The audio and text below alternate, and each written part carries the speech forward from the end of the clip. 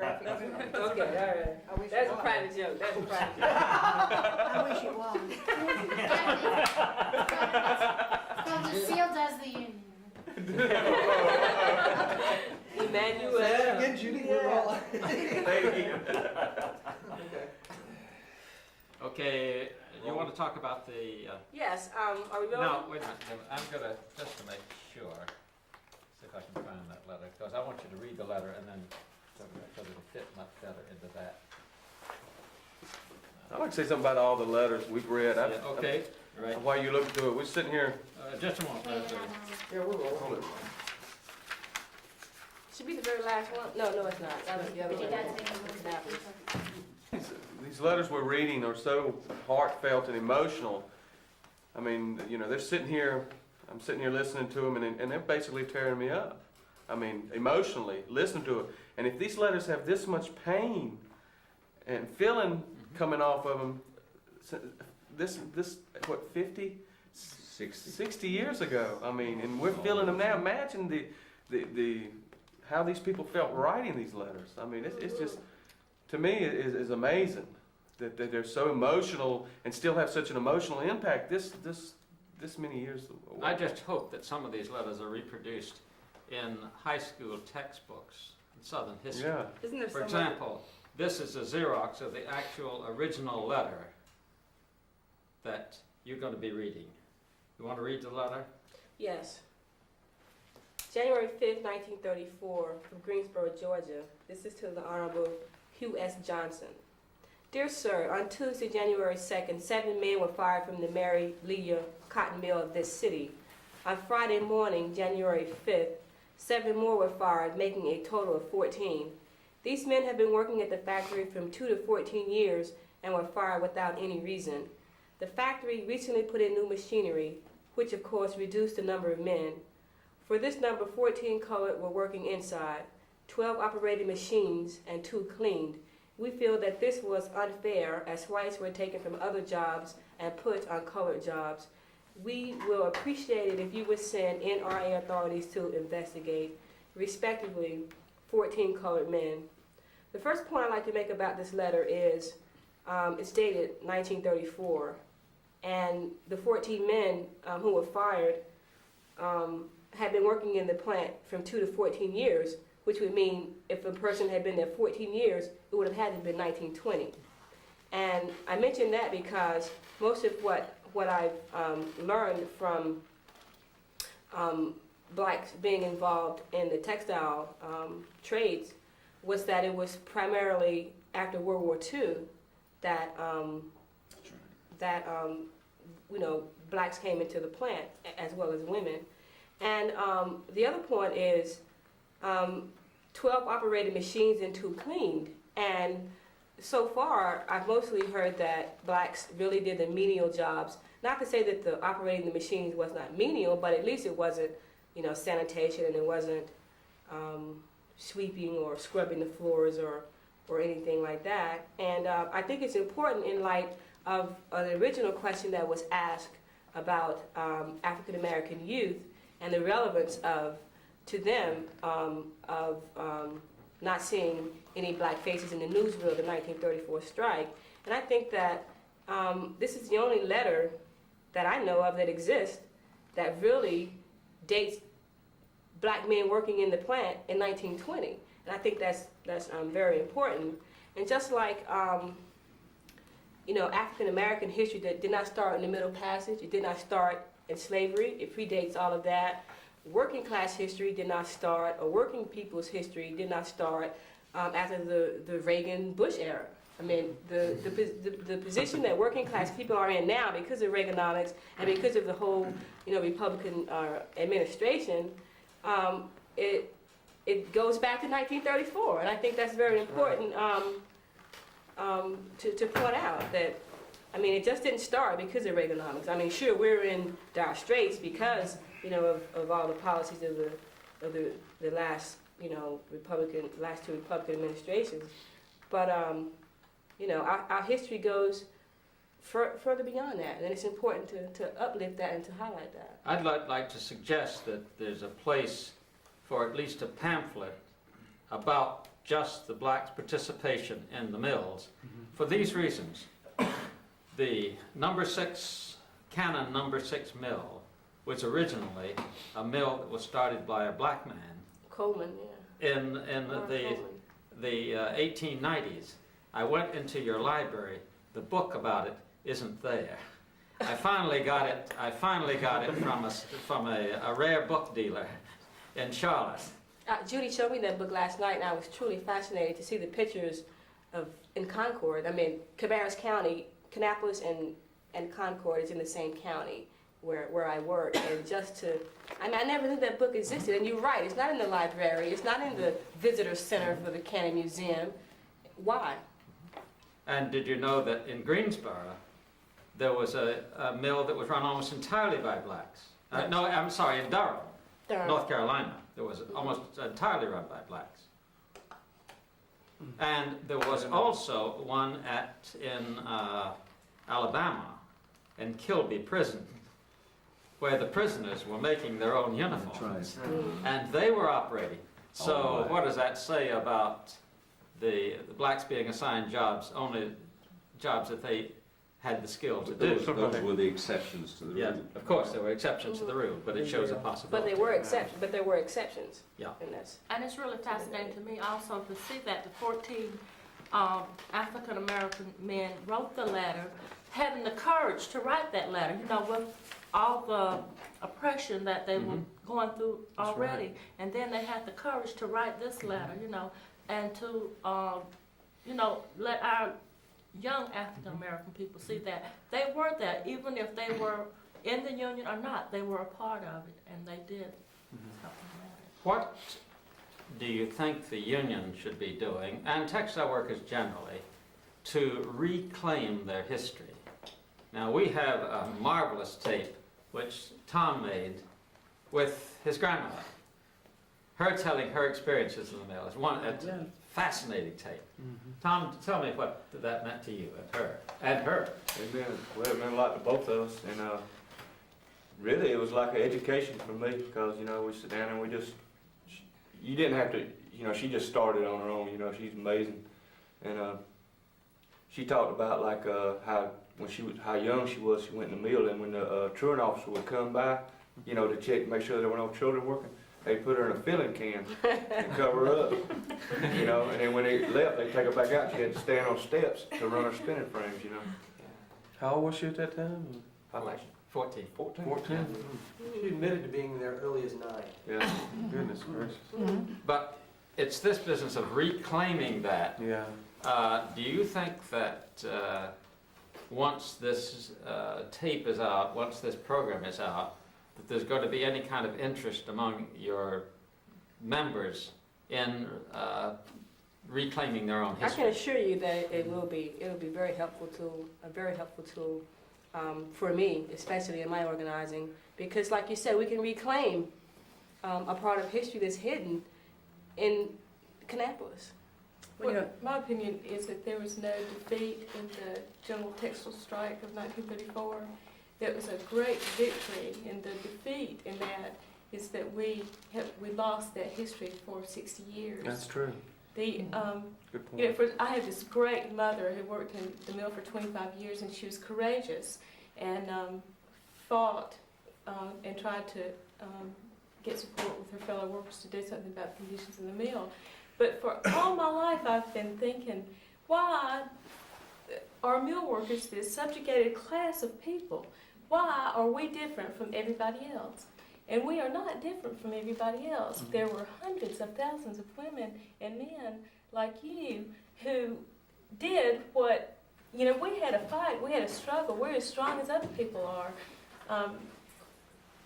But we lost that history. Nobody acknowledges that. Yeah. Well, you know, And to be able to feel that again, I feel like a whole person for the first time, reunited and proud of a heritage that has just been lost to me. I didn't know it existed. I was on the educational channel, I believe. They have they were showing a school up north or somewhere that the teachers were teaching the black children the black heritage. And this is along the same line, actually.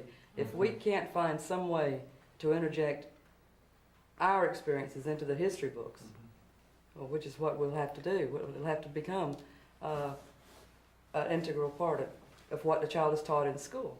And it's, well, I don't know if there's legislation. You have to tell us that. Is there anything that, what do we have to do? People are doing it all the time. As far as a teacher is teaching a child their beliefs, because they are in fact a human being. Is there something that under the school? I know the school system has to approve of all the books that are there, all the textbooks. But are the variety? Have we ever, as a union, said, "Look, here's the books available," not just on unionism, but on peopleism? Let me talk about two things, and I've kept quiet for a long time. 5 minutes. That's about the length of time I can keep quiet. And you know why I kept quiet? I was listening to your reactions, and I wanted to see how much further we would go about how we handled the 34 strike when it came to an end. Let me tell you how we handled it.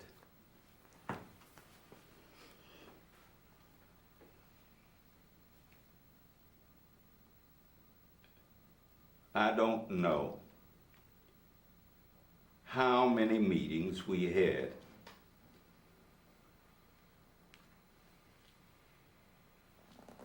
with local unions all over the South, where it was like a wake. We had been promised that we'd get our jobs back. We had been promised that there would be no discrimination and that we would have the right to bargain. The letter that you heard of this person who said to Francis Gorman, "Where are you at? We're here by ourselves." We got them from everywhere. All those hundreds of locals that you had, some of us went to them. Most of them, not all of them. And we tried to say this: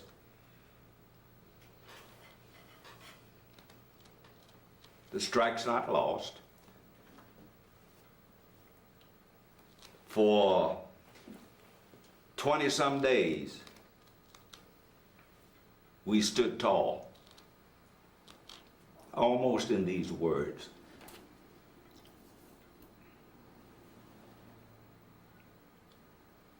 We didn't bow down to the boss. We didn't lose. We believed in Roosevelt. He was double-crossed. We didn't say tricked, double-crossed. Those people who owned the mills didn't keep their word. We kept ours. We stood taller than they did. And if anything, we showed, and again, these are almost the words, that we were men and women. And I can remember in, I don't know, Alabama or just outside of Atlanta, was one of the two, where when we got through talking, this man said, "You know, it's hard to stand tall when your belly's empty."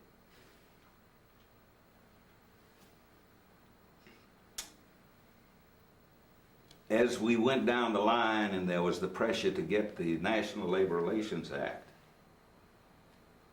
we used that. We said, at least we're going to accomplish that. We're going to make it into a law where the boss, when he makes a promise, has got to keep the promise. Where the boss has to live by the law. That's why we were so disappointed with the National Labor Relations Act when it first got started. It was good. Now it isn't worth anything. It deprives people of their rights. Place after place, though, when we tried to cover them, and we were there getting these affidavits and we were getting the paper signed and everything else, we knew we had been licked. We knew. deep down, most of us had the hope that it would result in the next try, in the next time, that we'd win. It took a long time. Took a long time. That's the way we treated it then. That's the way we handled it then. And you can't kid yourself about it. You can't kid yourself about it. Like I say, it was like a weight. And it used to tear us all up. Now, what do? People won't read books. We've got places where we have put books in libraries and said this is about the labor people. We've got places where we have tried to have as part of history say something about the labor movement or things of that kind. We're not strong enough to enforce that. People will not let us do it. The people in education, well, to begin with, so many of the teachers have felt that they were a profession. It's only within recent time that they have started belonging to the American Federation of Teachers, or within recent time that they belong to the American Association of University Women and Men and Professors and that sort of thing. The only way you can do it is, again, by being missionaries. Word of mouth is as good as anything I know. A lot of the songs that they sing in the country songs, how'd they get them? Word of mouth. Union songs, how did they do it? They didn't write them out. Somebody sang them. Joe Hill sang them, or the Wobblies sang them, or somebody sang them. They found somebody who could play guitar, as I say, and he's the one that did it. And they passed it on. That's the way you do it. But again, you have to take what the change of the time will do. The change of the time is that you cannot do anything. I don't care how much you put in books. I don't care how many times you show film, and films are good. I think the visual arts are fantastic. They do lots more, especially now where we're so dependent on the television. But it's increasingly important that it be repeated and repeated and repeated and repeated. When you do that, you can change it. You can change the world. And the way the world was changed, it was changed by revolutions. And I have said that 34 was a revolution. It was a revolution.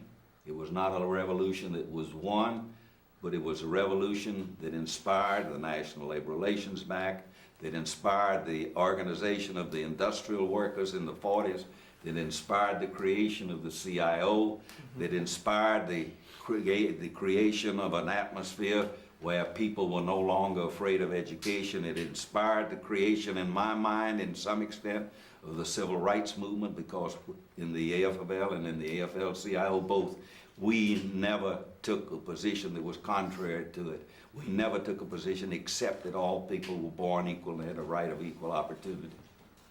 And despite that, we had people who belonged in our ranks who didn't feel that way about it.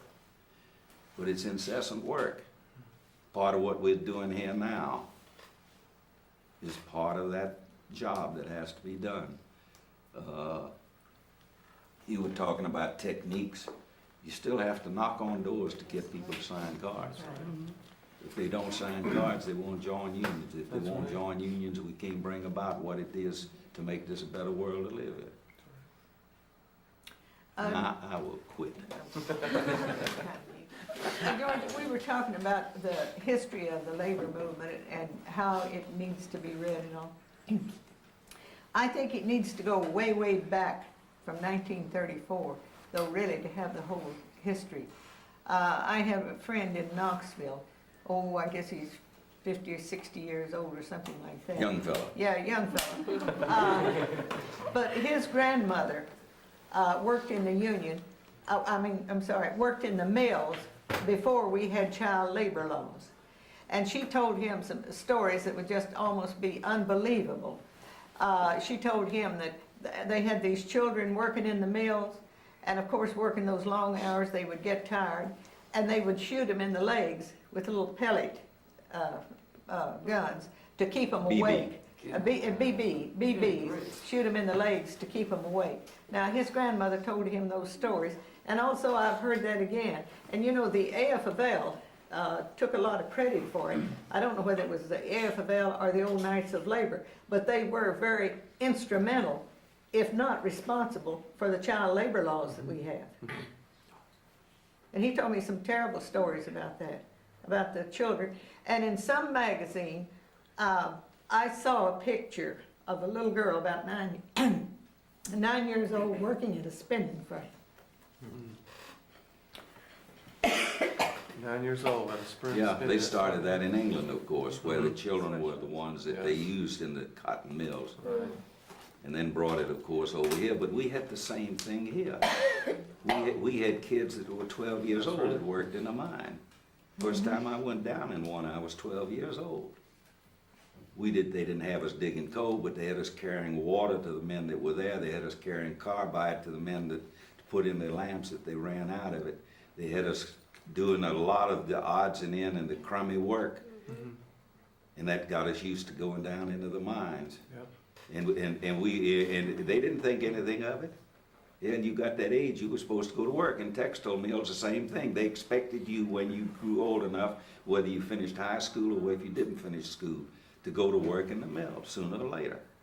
And there is that myth too, I have heard that, and I'm sure all of you have too, that the conditions that you have in the mills now, like your holidays, sick leave, air conditioning, and things like that, that we didn't have.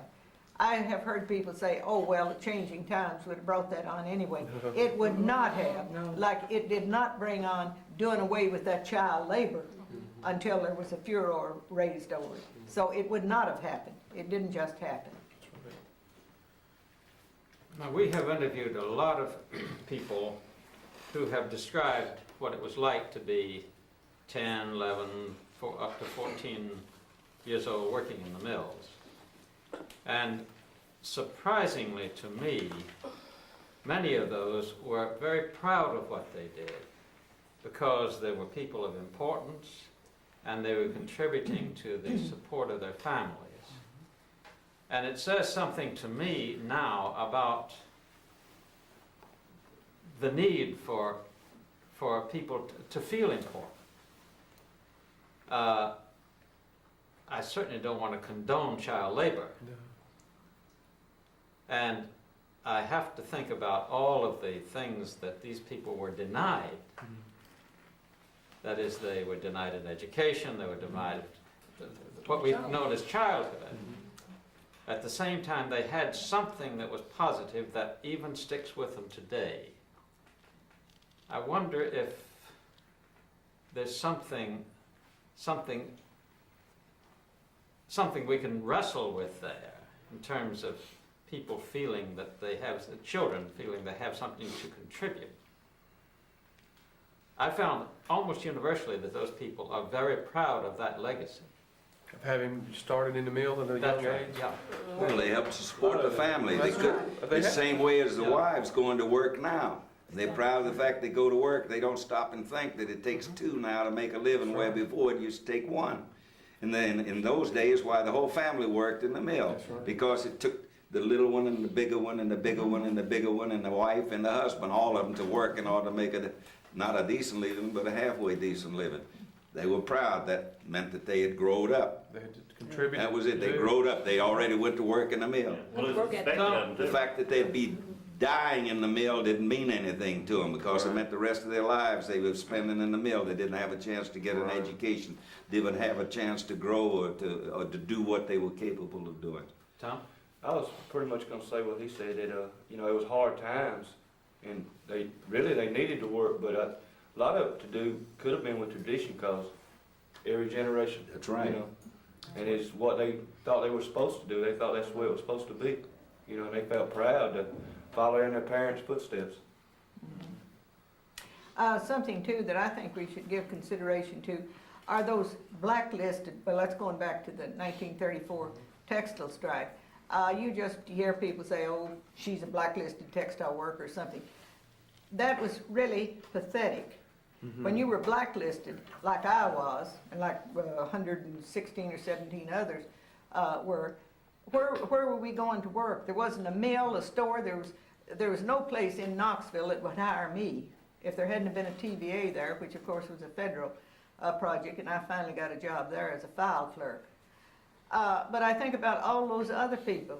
It decimated our neighborhood.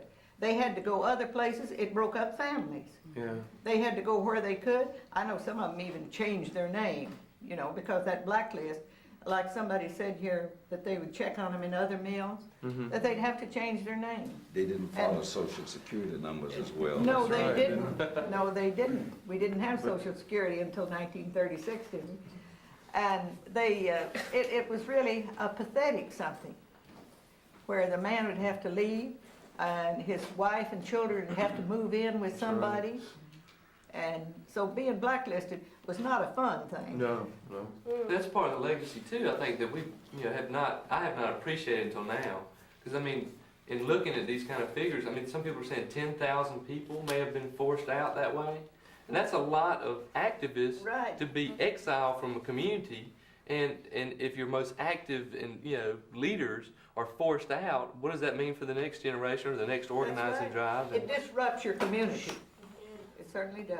And a lot of them went to Illinois, Ohio, Michigan, to all the big industrial areas That's where where they they could went. get lost and where they could go to work, where the atmosphere was different than what it had been. They didn't go to the Northeast as much. That's where they went, to Middle America. They went to those places where the new industries were coming along and growing, and things were better, and a lot of them forgot some of the things down here. And then some of them afterwards came on back again.